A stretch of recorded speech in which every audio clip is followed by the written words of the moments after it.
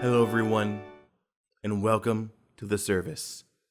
The world we live in right now is flooded with so much chaos and disdain, and I'm finally getting off my ass to do something about it. Figuratively, of course, I'm offering a prayer that will lead to untold happiness across the world. Hunger and poverty will be a thing of the past, and we might finally get that Bloodborne PC port. Oh my god, it's actually happening. I did not think that would work. Oh my god, it's actually working. You all should be kissing my feet right now, because I am the one who's gonna bring untold happiness across the...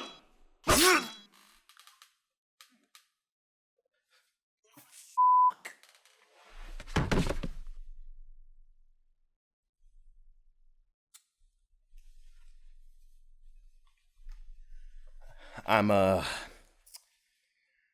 just gonna leave that there for now. Anyway.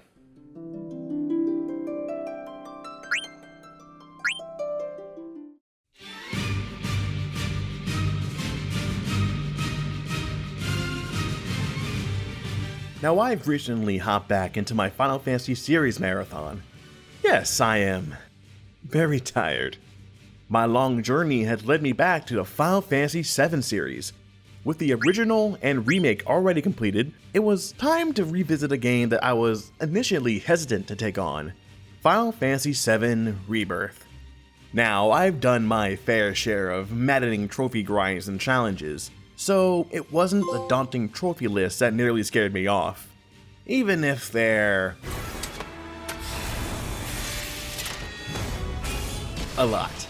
No, I was hesitant because when I beat Rebirth for the first time, I didn't end up liking it. What really soured my grapes was the ending of the game itself. The game ends at the point in the original game where Aerith is tragically killed by the game's main antagonist and famed Kingdom Hearts super boss, Sephiroth. My gripe with Rebirth's ending was how different and convoluted it was compared to the original. I don't consider Final Fantasy VII a perfect work of fiction. Hell, I don't even consider it the best Final Fantasy game. Please, for the love of God, play Final Fantasy VI. I'm also not the type of person who hates changes when it comes to reboots or remakes. If an idea in a new version is done well compared to the original, I'm gonna give it props. If I say that the ending of the Watchmen movie is better than a comic book, you all would probably crucify me. But you can't, because I'm in the computer world. I can spew any hot take I want, and not face any consequences. I thought it completely missed the point of Aerith's death, and considered it a cynical change for the sake of change, considering how iconic the moment is in the original game. There was too much spectacle, too much action, too many Nomura-isms compared to the tragic and intimate scene that we all know. Then I did something that so many others don't dare to do when they form an opinion. I gave it another chance. I'm the kind of person who really needs to experience a piece of art twice. Once to get through the moment-to-moment events of the story, then another to absorb the subtle hints, foreshadows, and themes the work might be trying to say. And after begrudgingly getting through the ending, I might have found a new appreciation for it. Today I want to examine if Rebirth either failed to capture the magic of the original game or successfully subverted it while keeping the theming intact. Your feelings about the game are yours to have, of course, but please let me try and reach you. Now, we can't play the old comparison game without first understanding what made the original moment so iconic. This game came out when I was born, but I didn't play it until 4 years ago after playing Remake and saying, this was cool, but I don't want to wait 5 years to see what happens next. And no, I'm not going to give a full explanation of the games because you damn well should have played them already, or more likely watched a video essay about them, the superior method. Plus, the Panera that I'm writing the script in is about to close, so either play the games or read the Bible, I don't care. This game is good, of course, but not all of it's perfect. The pacing gets a little drawn out once you hit disc 3, controls are a bit janky, and... Fucking Ruby Weapon, holy fucking shit! I hope whoever designed this motherfucker's in hell, but then they wouldn't be suffering half as much as I am fighting this abomination! If he's in the next game, I will not be pleased. Being on a PS1, it was able to be consumed by a wider audience in other nations, while my poor Final Fantasy VI was forgotten in a dumpster until it got a Game Boy port in '06. Like in real life, women get the short stick. So I play the game and finally get to the beginning of that moment. Let's give a brief synopsis to really paint a picture. Gang goes to Temple. Temple becomes MacGuffin while killing a silly little guy. Bad guy wants MacGuffin, asks protagonist for it nicely. May I please have the black materia? No. May I please have the black materia? No. May I please have the black materia? Okay, sure. Thank you. Ouchie ouch. This leads to Aerith having to clean up this mess, and she pulls a D&D group no-no and goes off on her own. The team tracks her down to an ancient city that belonged to Aerith's people a long time ago. We see Aerith praying on an altar in a mysterious gambit to stop Sephiroth from summoning a goddamn meteor and cracking open the planet like an egg so we can give it that godly suck. As Cloud approaches her, Sephiroth takes the wheel. And by wheel, I mean he uses the Jenova cells within Cloud to start bloodbending him. He forces Cloud to raise the sword to strike down Aerith with his own 2 hands. She doesn't even look up at him, either too engrossed in her prayer, or trusting Cloud will be able to stop himself, even though he already beat the shit out of her. Ouchie ouch. Cloud is snapped out of his haze by the other members of the party, and his eyes meet Aerith's. She smiles at him, and at first you think it's because she's just happy to see him. Plus, Cloud just overcame Sephiroth's control, and Aerith is about to save the world with his prayer. Everything is all good.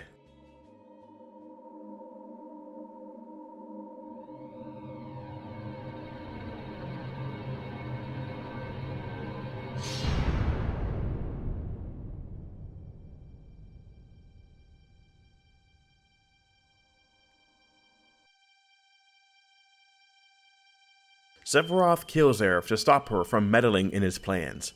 She was the biggest threat at that moment, and sometimes you gotta get your katana dirty to get things done. Cloud is face to face with Sephiroth, and the first thing he sees is Sephiroth taking yet another loved one from him. After a boss fight, we see members of the party mourn Aerith. Some are in disbelief, some are coping, some are just trying to be supportive of Cloud. This is a quiet, gentle moment that really captures the real moments after a loved one passes. Flashes of emotion, coping strategies, I should'ves going through your head, while on the outside, everything is quiet and you really get to absorb the moment. This moment isn't remembered fondly because of its shocking nature, but because of how the game itself deals with his death. It doesn't feel like a jump to shark moment meant to make 11-year-olds pog at the screen. There have been plenty of deaths within a Final Fantasy series, though I don't think anyone had a crush on Tella. All other deaths in the games that predated 7 were either fake outs, party members that we didn't know for long, or had completed a character's arc. Aerith was a beloved party member who was with us for half the game at that point. She didn't learn everything about her people, didn't get to mourn Zack, didn't get to say goodbye to those closest to her. Having this moment lead to a feeling of dissatisfaction. But isn't that just death in a nutshell? And in the end, we learned that this death was a necessary evil. Aerith smiling at Cloud was a smile of, everything's gonna be alright. She knew at that moment that she had to die to save the world from Sephiroth. Her spirit within the livestream, along with her white materia, cast holy and stopped Sephiroth's meteor from destroying the planet. She outsmarted him. She tricked a character who at this point seemed nigh untouchable. Her genuine connection to the Earth and her people versus Sephiroth's supposed ownership of it because of Jenova is the reason why he couldn't comprehend what she was actually doing. Aerith was arguably more instrumental in Sephiroth's defeat than Cloud was, even if he got the final blow. So though shocking and tragic for the characters and the player, we understood that Aerith died for a reason rather than just a subversion of expectations. So it's easy to see why this is an iconic moment in gaming, and it would be almost 30 years before we saw another attempt at it.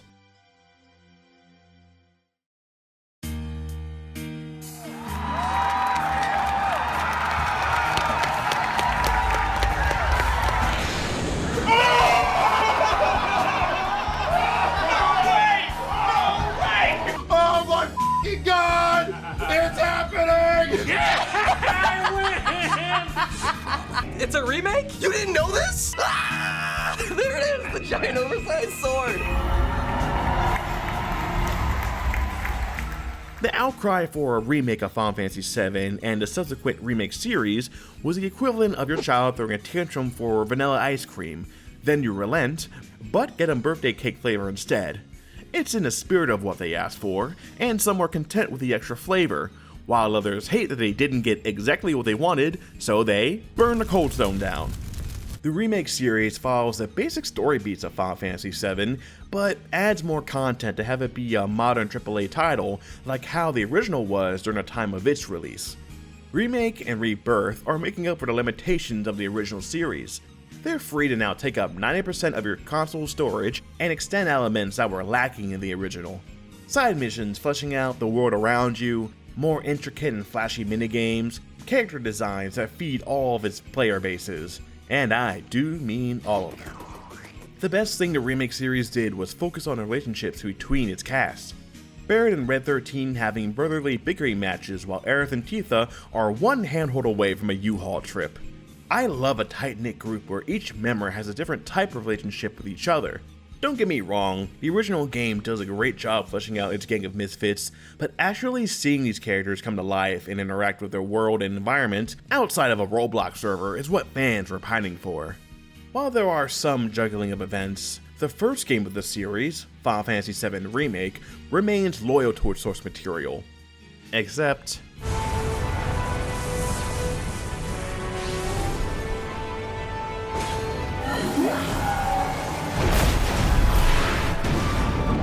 Bring it on, bitch. yeah, all of that may have happened, but in my opinion, it doesn't ruin Remake's connection to its progenitor.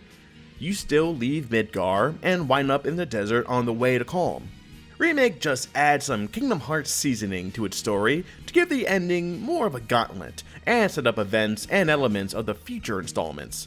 Some of these elements we will discuss later. We later got Final Fantasy VII Rebirth, which covers the events of the gang's story time of Cloud's past in Calm, all the way to the moment after Aerith's death. The game is massive with a lot to cover, but let's just venture into Rebirth's version of that event. So even starting in Remake, Aerith's death flag was waving high. I mean, how couldn't it? We're leading up to one of the most iconic deaths in gaming history, right next to Big Boss and Shadow from Sonic Adventures 2. Fly high, King. So any hint of this death being shocking for the player is out the window. Now admittedly, it's a little unfair to compare the two scenes because we have more context for Aerith's death in the original game, when in the remake series we still have one more installment to go. The twist of Aerith's knowing sacrifice ups the scene into a higher plane of storytelling since it raises it above a simple shocking moment. But with what Rebirth gives us, I'm going to try and make sense of it and see if it holds a candle to the original, with some grace. So setting the scene, it's similar to the original, except Cloud is alone, making this a more intimate affair, a change I don't mind. What I do mind are the uninvited guests known as the Whispers. I sang Remake's praises earlier in the video, but I f***ing hate the Whispers.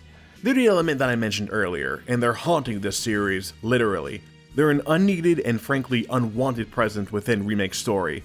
The twist of them being canon keepers that make sure the story is just like the originals helps give their presence some explanation, but absolutely no real meaning. This is what really frustrates me about the Remake series. If you're diving back into an almost 30-year-old game and want to shake things up a bit, go ahead, I think you're allowed to try. Like I said, I think a lot of additions that Remake adds actually makes it more engaging than even the original game. And now we're miles above the technological limitations of that time, and the creators are free to add things maybe they wanted to all along. However, adding a meta reason for these changes I think isn't one of pure artistic merit, but simply to cover their asses. Why do we need an external force to have things play out the same way as the original game? Why did the Whisper stop Cloud, Jessie, Biggs, and Wedge from going on their joyride since it wasn't in the original game? Why did they take the Hell House out of the arena and put it back in the slums? It's like the makers are saying that the Whispers are there to cover some changes that they're not confident in, either because they're not sure it's a good idea, or they don't think the players will think it's a good idea. You shouldn't have to justify your changes within the canon of the story no matter how beloved it is. If it works, it works. If it doesn't, it doesn't, and you own it. If Disney can repeatedly make the same shitty live-action remakes and just say, we changed it, f you, pay us, I'm sure a team with actual artistic merit can do the same successfully. So, the Whispers are here, adding so much noise to what's supposed to be a tense yet intimate moment. What does the inclusion of the Whispers add besides showing that this is now a canon moment within the timeline? In Rebirth, they sometimes show that Sephiroth is around since they now serve him for some reason, but I think we're all aware that Sephiroth will be here soon. Now, while I said that the games were teasing Aerith's fate, they were also teasing a possible fake-out. Since the death was so obvious to everyone playing, there was a thought of maybe they'll mix it up and try to recapture the moment of shock that the first game achieved. I was curious how the story would move forward if they didn't kill Aerith, and actually have the story take some turns instead of just being a AAA version of the original game. Whispers aside, Cloud is still being puppeted by Sephiroth and is about to Diablo Aerith with his Buster Sword. I'll admit, the touch of having a player physically try to stop Cloud from doing it is a nice touch. That's the kind of meta shit that I'm here for. But the snap out of it moment doesn't come from his friends crying out to him. Hell, even if they were there, they never said shit when Cloud was acting crazy the whole f***ing game. Not even when he almost murdered Tifa. The snap out moment actually comes when Sephiroth starts his attack. Instead of a moment of breath after Cloud overcomes Sephiroth's control thanks to his friends, it's a moment of panic as Sephiroth attempts to kill Aerith. He blocks his attack and seemingly stops him from dealing the killing blow. So here's a subversion, right? Cloud saves Aerith and changes the future of the series? No, not really.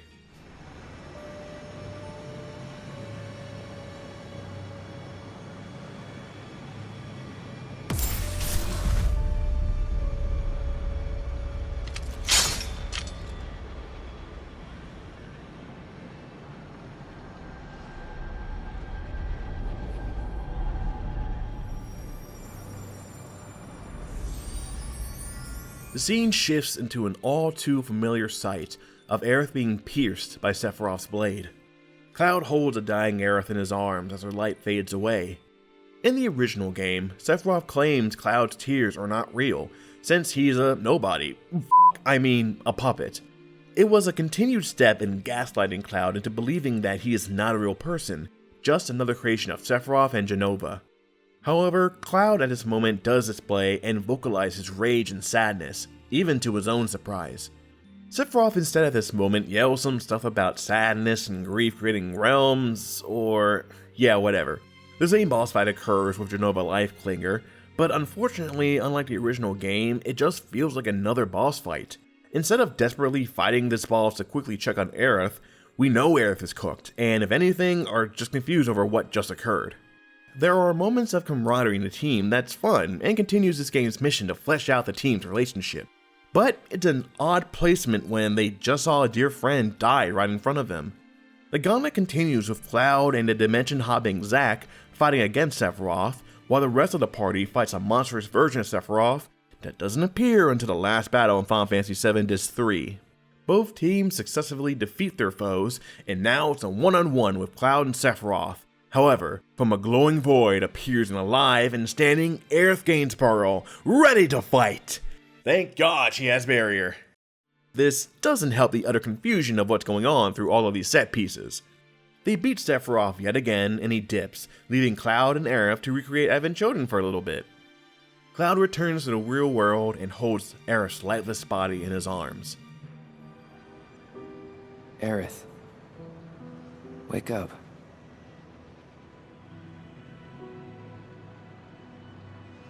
Okay, lifeless might be a stretch. So honestly, I despise this ending for a long time. I am not a purist on any kind of departure a remake may have from an original because I believe that no piece of art is perfect. It can always be improved upon or just shaken up with new ideas, especially so many years later.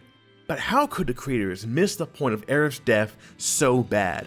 The emotion and care that Final Fantasy VII displayed so perfectly was traded in for some multiversal nonsense and action set pieces.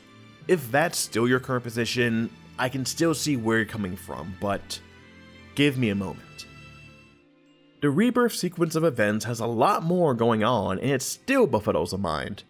I want to charitably chalk this up to us not having the full picture, since we have another full game to go that will hopefully give more context.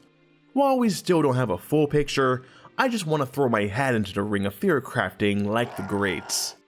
So Sephiroth earlier explained to Cloud that there are multiple timelines created and destroyed. The reunion, unlike in Final Fantasy VII, is not pieces of Jenova coming back together. Instead, it's the multiple timelines fusing together because of his influence. This is just my speculation, but instead of simply wanting to draw power from one planet, he wants to combine all of the timelines and concentrate the power into one super timeline to draw even more power from that. He still needs the black materia to summon Meteor to do the actual planet cracking, however. The livestream seems to be a constant in all the timelines, and is a thread connecting the timelines together. Timeline A and B do not have separate livestreams, they share access to the same one as do other timelines. However, a timeline's planet can run out of the livestream within the planet itself, cutting it off from the grand stream and dying as a result. So Sephiroth seems to want to accumulate all the multiverses to tap into everyone's livestreams and absorb it to become, I don't know, Super Saiyan God Super Saiyan or something. So where does Aerith fall into this? After their fall from the Temple of the Ancients, Cloud and Aerith seem to be back in Sector 5 of Midgar. Cloud is confused, while Aerith seems uncomfortably cheery, especially about the giant tear in the sky. As they go through the town, we see a different breed of dog on the merchandise, which is an indicator that the creators use to show that we are currently witnessing a different timeline. Cloud and Aerith do cute coupley things, not only somewhat seethed with jealousy, but Cloud demands to know what the hell is going on.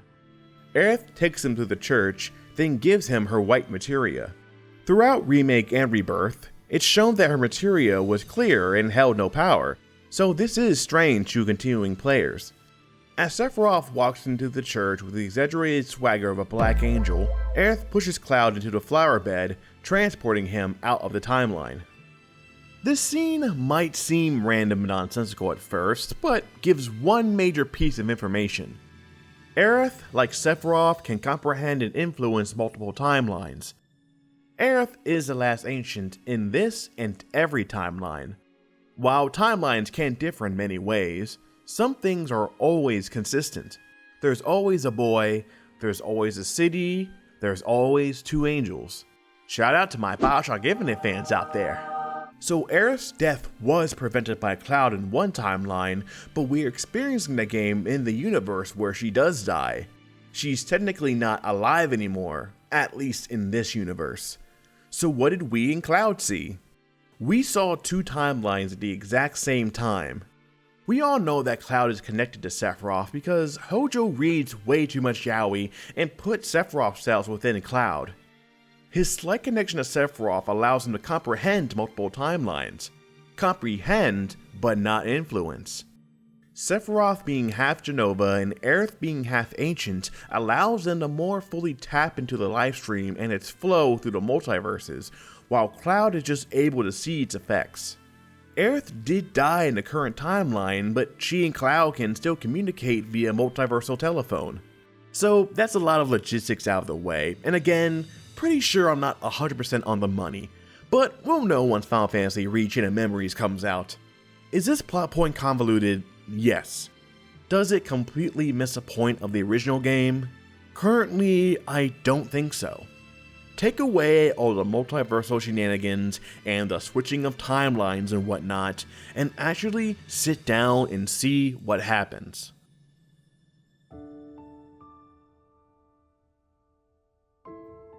Cloud is unable to stop Sephiroth from taking Aerith away from the group. She leaves this mortal plane to help her friend stop a calamitous event at Sephiroth's surprise. She is unable to further be with the people who loved her so much. Everyone is distraught at the loss of one of their own, and Cloud is slowly but surely losing his mind. Beneath all the multiverses and homoeroticism, a story of loss and grief is still playing out. Now we don't only get the party's reaction to Aerith's death, but our own as well. Aerith has always struck me as a person who wants nothing more than peace. Peace in the world, in society, and especially among her friends. She has moments of assertion, especially against enemies, but she never seems to hold grudges or disdain for anyone, not even against the Turks who relentlessly pursued her. I think a weakness that all versions of Aerith share is their self-prescribed burden of being the last ancient. Aerith recognizes that since the passing of her mother, she is the last voice for the planet and protector of the lifestream. She's grown up feeling like she's the only person in Midgar who cares about the state of the planet, in a non-Kinziski way. She's been able to talk to the dead and pass along last words to others. Even her occupation as a florist giving out flowers is probably an attempt to remind people of the beauty of the planet. She has constantly served the planet because of her heritage, and holds its heritage sacred even though it makes her a target of government forces and prevents her from living a normal life. Even when she meets a strong group of friends who put their life on the line for her, she still struggles to balance this with her duties. Now the protection of the planet is also the protection of her friends since they, live on the planet, so most of the time the two are not in conflict. But she is still reserved about it to her friends. Yes, she quickly reveals that she's an ancient to the others, but doesn't explain further in that. In Rebirth, she seems to confide in Red 13 about her experiences with the Whispers and her empty materia. His unnamed species seems to also have a connection with the planet to some degree, so there's a kinship between them that the others wouldn't understand. Aerith either doesn't think her other friends would understand her plight, or wants to save them the anxiety it may cause since they're already on a very dangerous journey. This weakness culminates in Aerith departing from the group and heading towards the City of the Ancients as a last-ditch effort to stop Sephiroth. She sees this as her sole responsibility as the last ancient, and doesn't want to further put her friends in harm's way after the temple debacle. She knows that she ultimately has the power to stop Sephiroth's grand plan, so she circles back to being alone for the sake of the planet and her role as its last ward. Fast forward to the party reaching her at the city, and now I think Aerith's look at Cloud has a threefold meaning. She looks at Cloud and for a split moment, maybe finally accepts her friends are with her in her role as an ancient. She told Cloud that this is strictly Ancient's duty and disappeared hoping that her friends would understand and let her be. She purposely pushed the others away for her ancient heritage. But unlike others in her life that either wanted her to suppress that heritage or were attempting to harm her because of it, her friends gave no second thought towards running to help her. However, it's too late. Either because of her connection to the planet, Sephiroth, or both, she knows what ultimately is going to happen and needs to happen. She must give her life essence to the planet to be its last defense against Sephiroth. She smiles at Cloud saying, "It's gonna be alright." Finally, I think it's just her being happy to see a friend during her final moments. Aerith is now one with the planet, the inevitable end to her service of it. In Rebirth, this means she can now flow through the multiverse like Sephiroth can, though this means she is now alone again. During Rebirth's final scene, we see Aerith with the rest of the party as they prepare to depart, but they cannot sense her presence. She's dead in this world, and apparently this multiverse ability plays by the rule that you cannot exist in a universe where you no longer exist. All she can do now is watch her friends on the sidelines. The chance to reconnect with her friends after pushing them away is gone forever. Cloud can still see her, but I don't think it's actually for the best. Cloud is a character with a lot going on in his head, and it's deeply affecting his psyche. Him not being of ancient or Genova descent means he shouldn't be able to comprehend all of this, and it's basically a Lovecraft story to him. This will probably aid in his future ego death. This also means Cloud cannot properly grieve Aerith.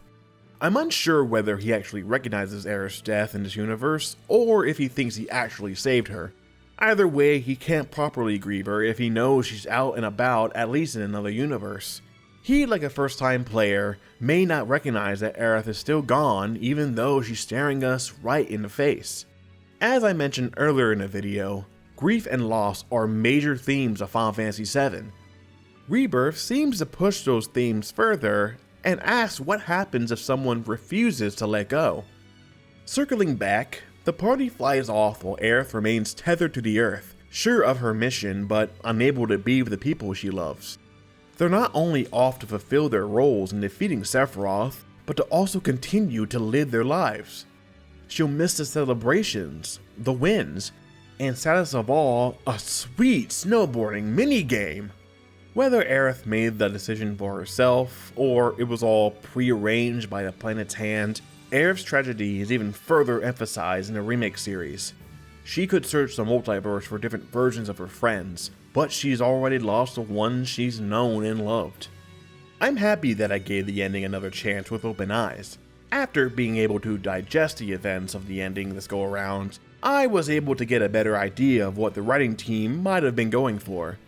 It's still definitely an imperfect execution, mostly because of the gauntlet directly after the big event distracting from the emotions it should have evoked. The convolution of the multiversal shenanigans also isn't helping, but that's what you get for bringing on a fifth dimensional being like Nomura to help write your story. So if you hate the Rebirth ending, or the direction of the remake series in general, I don't knock you for it. But I hope I made a case for why the remake series is still keeping true to the original story and its themes, while still offering new ideas to keep the story fresh for new and returning players. This new playthrough has definitely gotten me more excited for the future of the series and its eventual end. I hope it involves a prolonged shirtless mud wrestling match between Cloud and Sephiroth. You know, cause dramatic parallels and such.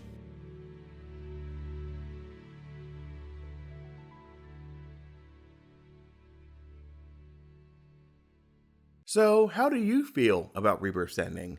And while we're at it, why don't we all discuss our favorite Final Fantasy game in the comments? It better be 6. I meant it when I said the world's a little scary right now. So, it'd be nice to meet some like-minded people and discuss our favorite series. Oh, you missed that time, Nimrod. Damn it. Like and subscribe.